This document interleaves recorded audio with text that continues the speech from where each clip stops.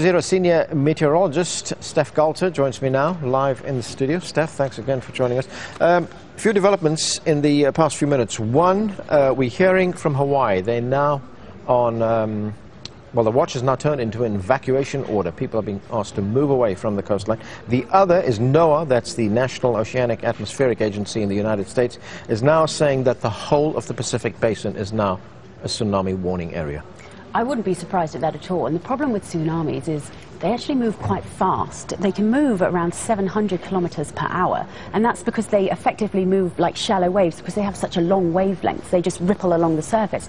So they can move incredibly fast. Having said that, fortunately, the Pacific's absolutely massive. So although they move relatively fast, we still have a while before it will actually hit. So we've got time to evacuate people like we're seeing in Hawaii and elsewhere where we're likely to be hit.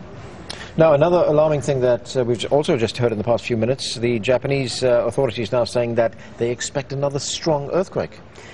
Yes. Statistically, it is very likely that we are going to get some more earthquakes that are going to be strong. We've already seen aftershocks that have been over 7 in magnitude, and that would be a very large and potentially devastating earthquake if it happened on its own.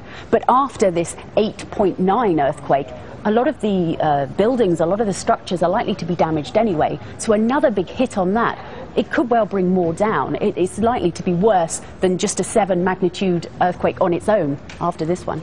Now, when we talk about seismic activity, of course, Japan is prone to earthquakes. It's not the first time it's happened there. It's not going to be the last time it'll happen there. What exactly is taking place on the surface of the Earth? We've got this picture showing the different plates that we've got around Japan. We've got the Pacific plate and the Philippine plate to the east of Japan, and then to the west we've got the Eurasian plate and the North American plate. And what's happening is the two on the east are going towards the west, so they're hitting each other, and then eventually the two on the east are actually being subducted underneath that other plate. It's happening around 8 centimeters a year, which might not sound much, but it's actually quite fast. And so as it goes under, the pressure all builds up until eventually the pressure is too much, and then it will let go. And it's that letting go that causes an earthquake. And subduction is the worst type of earthquake if you're looking to avoid a tsunami, because as the earth gets dragged underneath, it will get pulled and pulled until suddenly it'll flick back. And it's that flicking motion that will cause this tidal wave, and that's what we're seeing now. And it's no surprise that the word tsunami is a Japanese word. That's where we saw them first. That's where they were noticed first. And it actually means a harbour wave in Japanese. Right, and we're looking at a picture of the wave right now. Getting back to the surface, as we can see over there with that wave barreling down towards the coastline. The waves that are caused by the earthquake here, with this warning that the whole of the Pacific Basin is now under a watch or a warning, we're talking about a vast area of ocean, aren't we? That's right. I mean, usually when you think of something moving a great deal, like if you have a little toy and you push it across a desk, the friction will slow it down somewhat. But because with an ocean, there's not a great deal of friction there. So although, yes, if you're very close to it, you will have a bigger wave, even if you're a very long way away, you can still have a very significant wave. When we had the tsunami of 2007 in Indonesia, that created a wave that went all the way across towards Sri Lanka, then it hit Sri Lanka, then it went across towards Kenya. Even Kenya saw that. So yeah, they can travel vast distances.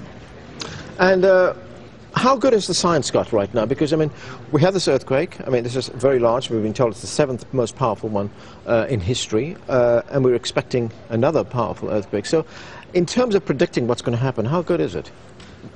Not so good, to be honest. We're very good at predicting that there will be, statistically speaking, there will be aftershocks, there will be strong, then they'll gradually decrease, and then things will return to normal.